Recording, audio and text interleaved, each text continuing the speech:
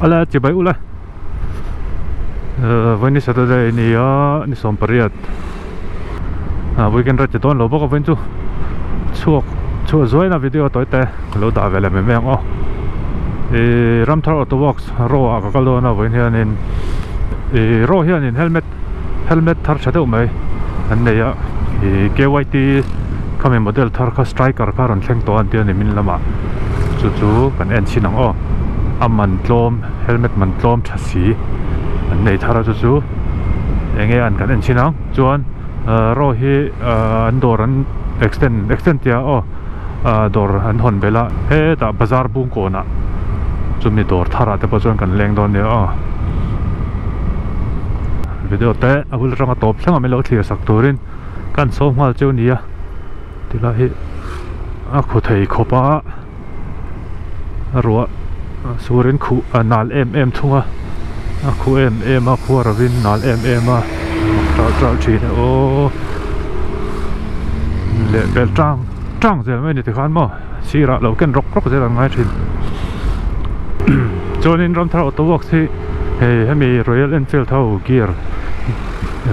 bi ka hianin dealer ni tharboka helmet tiang reng o riding gear sang dealer ni riding gear sang nei don bok helmet te pon thleng to ing thia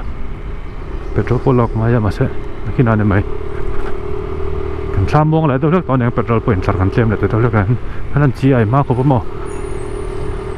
thar pu Germany petrol te po Vietera riding gear po hianin rohi dealer ni bok ni tharboka riding gear sang nei thavio don tin ani chu Rhinox te po glove tiang chi te po hi Ramthar Auto Works ami ani hai po hi thakop mai hai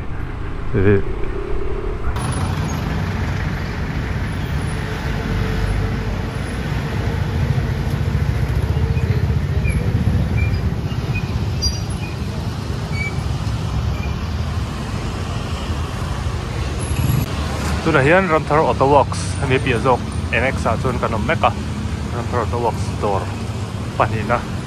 hi store churita chuan om nala hi kan soi fiala gonga thatilai hi bazar pu kon pengthum lai khan ta chuan a pia seta hian tilama hoi thei hian hei Aizol Watch House ami Aizol Watch House bul chi a hian o hei cha thei mai a thei tilai hi pro zar ko ta pakhan ala om thowa hian kan leng lut lo kang chuan hei ho hian helmet nei ho chu ni ta chuan heta hian hei ka soi helmet model thar KYT striker thar chu om ta hei hi var ani hi moi ra khop mai aman hi tlom phian le hala en chin lo kang halana hei hi solid white hi solid color hi tlom cheta sanga zasari somnga man hi sanga zasari somnga chau ni chu tlom la tok rawat thei an ching chinang o a nice trip that many ayo chuanin tilama hian hei matte black om boka matte black po sanga zasari somnga tho advisor hi NG race ho ten kan ai ang tan ka ria hi ka chiang chi lo ma se chuan tilama hian graphic nei chi om boka hei hi sanga zakwa somnga cheng za ni na to a graphic nei ho hi cheng za ni to set ni chu chuan tilama TT course om boka TT course to vela seta sang sari zakwa TT course suma sang ruk tling lo helmet a chuan hi mo thata ka ni a tu ko om lawang TT course ho hi boka ari zong ka en le chin lo kang kg khat le chan ve plus 50 gram sanita ri lu to kanilo he po tilai mi hi striker tho he po tian to po hi moi dia we he po striker tho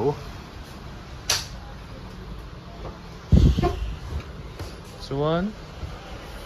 LS2 atleng tar boka half face ho hi LS2 half face om treu boka chuan tilama hian china ka soi zo ang kan Royal Enfield ho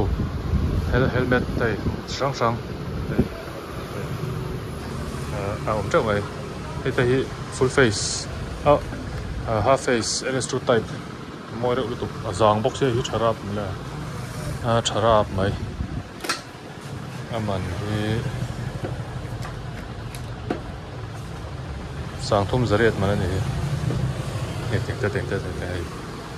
Royal Enfield gear bi ka hindi là ran ni boka thế là hiền full face te pom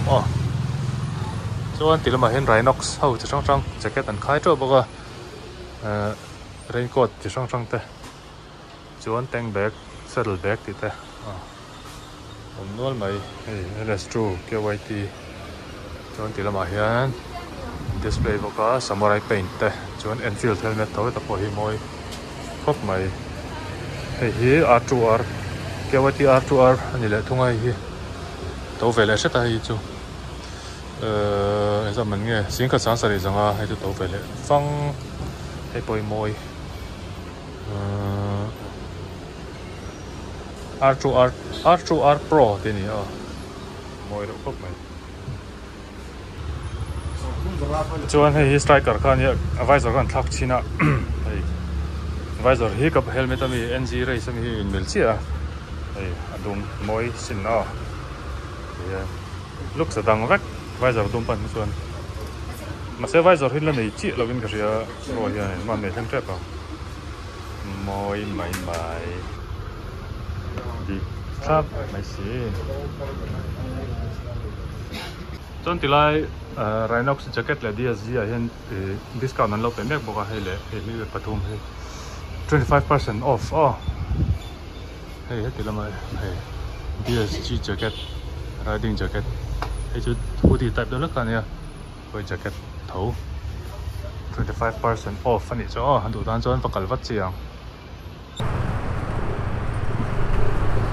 ni tin khan ka soi thei hel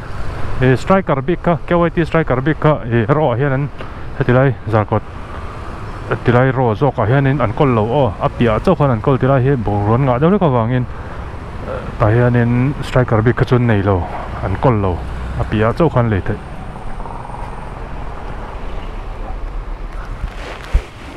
zarkot lampanga ka phele he LS2 tam khop mai LS2 deuh vek bongro theng tharin sa tan chuan tila ma po lom treu du tan ro pan chu chi striker bi khasu sayang khan chu api chi om ro striker bi khasu suta ro NX lampang zo ka chaw khan kol shi tila ma bung ro tam deu la ka leng shi lo pan chu thai striker ka thenga tam lo nia